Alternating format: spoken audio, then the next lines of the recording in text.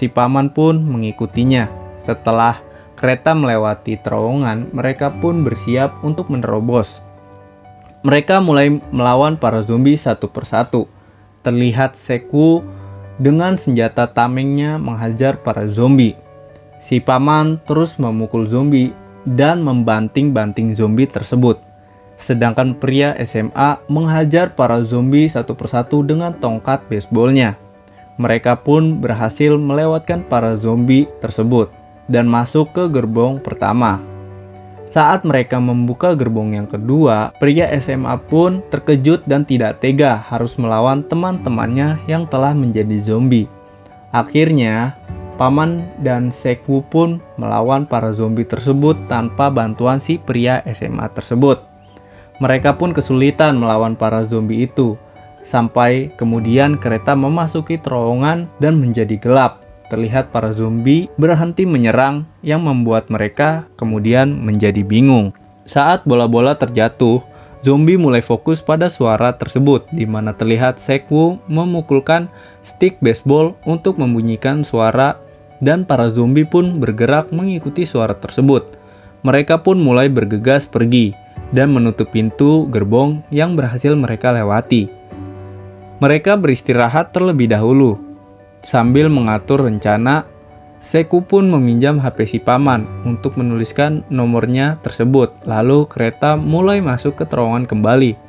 Dengan menggunakan HP-nya Sekwu, mencoba mengalihkan perhatian para zombie agar mereka bisa menemukan anak dan istrinya si paman yang berada di dalam toilet di gerbong tersebut. Saat melihat mereka di dalam toilet dengan aman, tiba-tiba kereta mulai keluar dari terowongan sehingga mereka harus ikut masuk ke dalam toilet untuk menjaga diri dari zombie.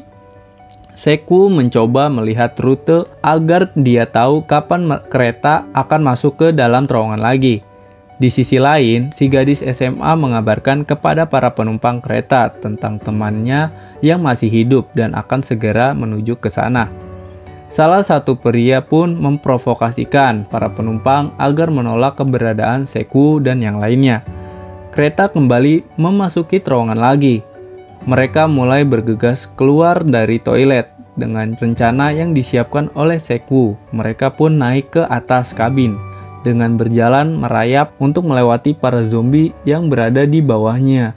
Sampai pada akhirnya mereka berhasil melewatkan para zombie tersebut. Namun, saat mereka akan turun dari kabin, seorang gelandangan tersebut malah terjatuh, dan Sekwu yang melihatnya pun mulai membantunya. Kereta pun menjadi terang karena sudah keluar dari terowongan. Terlihat para zombie mencari arah suara yang dibuat oleh pria tadi. Sekwu pun mulai memberi aba-aba agar ketika hitungan ketiga mereka akan segera berlari ke arah pintu. Saat sudah hitungan ketiga, pria gelandangan tersebut malah menginjak sebotol kaleng yang membuat zombie mendengar keberadaan pria gelandangan tersebut. Ya ampun, nyusahinnya blok. Mereka berdua pun langsung berlari dan lolos dari kejaran para zombie. Si paman pun menahan pintu gerbong yang sulit ditutup karena terganjal oleh salah satu kepala zombie.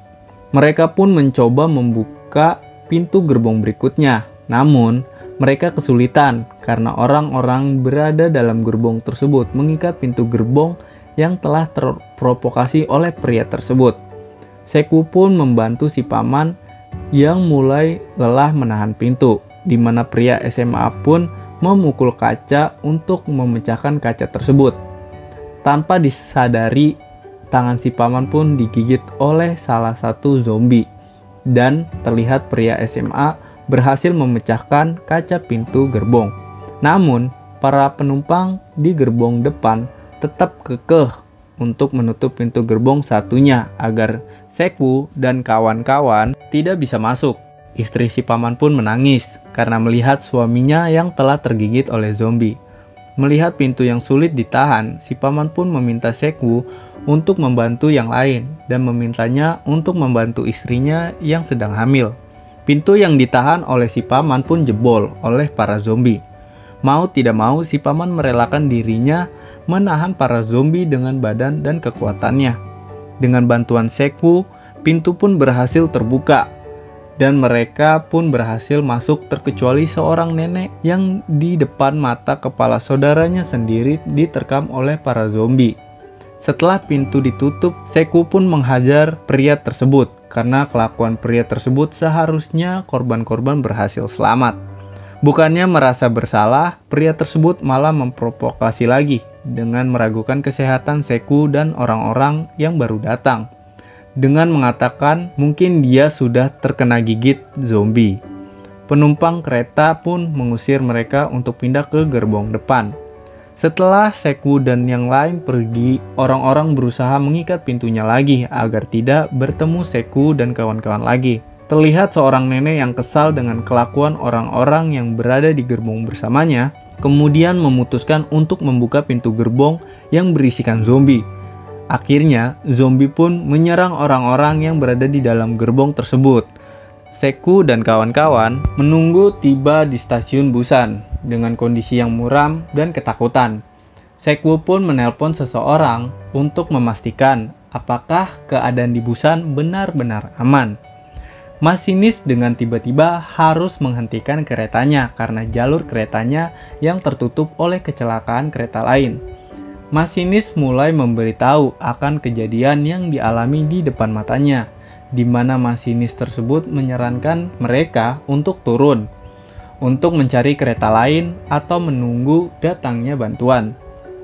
Masinis kereta terlihat keluar dari gerbongnya untuk menemukan kereta lain yang bisa dia pakai. Sedangkan Sekwu dan yang lain berniat keluar juga karena melihat kondisi yang aman. Terlihat pria yang ngeselin tadi dan pramugara selamat yang berada di dalam toilet. Karena orang ini ngeselin, pria tersebut mendorong pramugara agar pria tersebut bisa melarikan diri.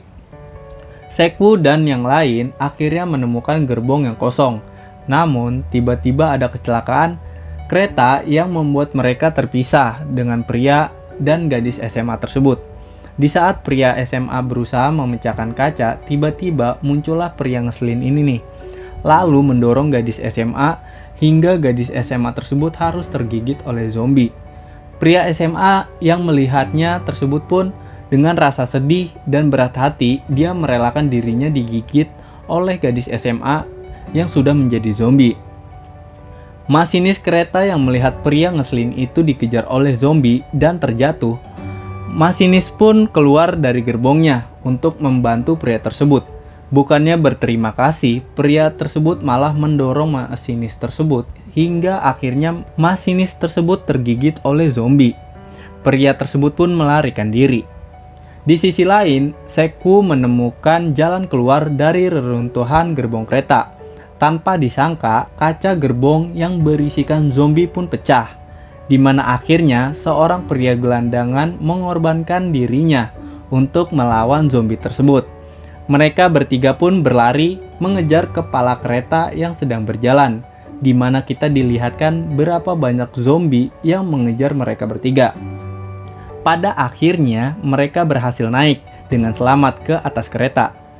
Melihat zombie-zombie berusaha naik, Sekwu berusaha menjatuhkan zombie-zombie tersebut. Sekwu mencoba menghampiri masinis, namun yang ia temukan adalah pria ngeselin yang sudah berubah menjadi zombie, di mana Sekwu dan pria tersebut berkelahi. Melihat Sekwu yang kesulitan, istri si paman pun membantu Sekwu dari si pria itu.